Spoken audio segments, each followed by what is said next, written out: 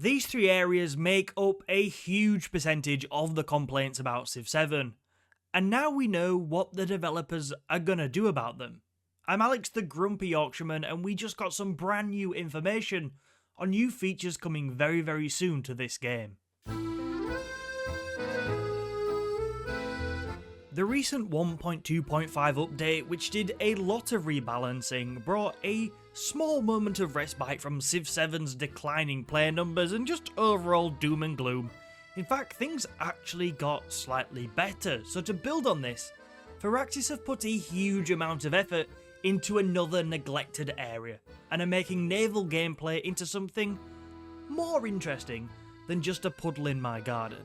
Prior to update 1.3, which is coming next week, all naval combat in Civ 7 so far has been classed as melee combat, but the new update is going to change that. One of the things it's going to do is it's going to split naval units into two distinct types from the exploration age onwards.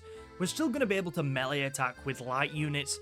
These units are going to have a bit of increased movement, a little bit more vision, and the ability to set up flanking attacks, but the brand new addition is heavy units, and they bring with them ranged attacks. Now, hopefully the addition of ranged attacks to naval combat is going to add some much needed strategic depth to combat and sea and make things that little bit more interesting. But it's not just unit types that are being added, we're also getting a specific boat in the exploration age, a specific unit called the Privateer, which looks absolutely awesome. It can pillage trade routes and attack the military units, which it gets gold for by the way, of any non-allied unit regardless of war status. One thing this is definitely going to be fun for is making people have a little bit of a meltdown online, I imagine. But it's going to really change the makeup of the exploration age. It adds a whole new dynamic to that age and naval combat in that age, and it's going to make for some really fun strategies. You could probably build some form of economy just by raiding and attacking your rivals, not even your enemies, just your Civ rivals. We're also getting a new terrain type in atolls which will appear in the deep ocean, and they're going to act as a movement stopping terrain, which in the words of the devs will create strategic choke points. Could be a good idea to get those heavy ranged units nearby if your enemies are getting stuck and can't get out of there because they're on an atoll. So hopefully with all these updates, naval gameplay and warfare will go to new heights in Civ 7. I'm still a little bit cautious in predicting that it's going to be revolutionary. There's a lot of work to be done to incentivize me to really make more of naval combat, but this is a good start and there's definitely potential.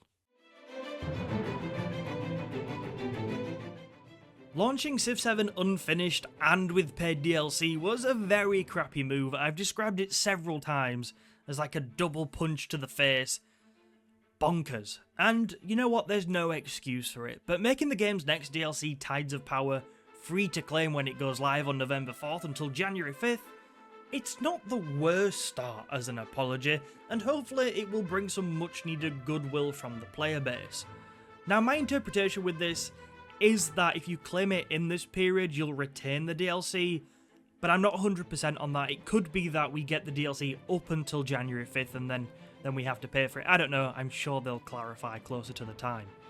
It's not a bad apology because the DLC, which leans heavily into the naval theme of this whole update, it's not half-baked either, it's got some really good stuff in there. Across November and December, we're gonna get Edward Teach, also known as Blackbeard, and the Republic of Pirates. How cool's that? I don't remember being able to play as a pirate in a recent Civ game apart from with mods, so I'm very excited to try that out. We're also going to get Tonga, Iceland, and one of the most requested Civs, the Ottomans. It's really good to see that they have thrown a big Civ in this to try and reconcile the fan base. The 16th century Moroccan privateer Saida al-Hurra is the other new leader in this pack, and it also comes with 4 wonders, including the Great Lighthouse, which I am very much looking forward to building. There's more info coming on this DLC soon, so watch this space, but as far as an apology goes and a bit of goodwill from the fanbase, I think it's a good start.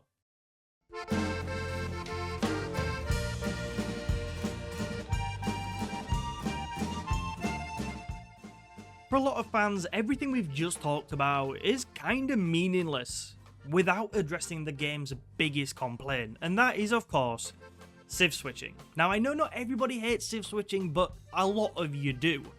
So let me leave you with this. Now, it's not coming quite yet, but the latest update revealed that the devs are internally playtesting ways to play as one civ continuously throughout the ages. The classic mode that many people have requested the return to the formula, which has made this series great. I am really surprised that they're going down this road, but I can't underestimate how huge this could be if they get it right. It could be the leaf that many people need to reconcile with Civ 7 and to make it a huge success. But is this a rebirth of Civ 7 that is incoming, or is it, as many of you tell me, too little too late? Let me know in the comments. For another video like this, check out the video on screen now. Cheers for watching, and I'll catch you soon.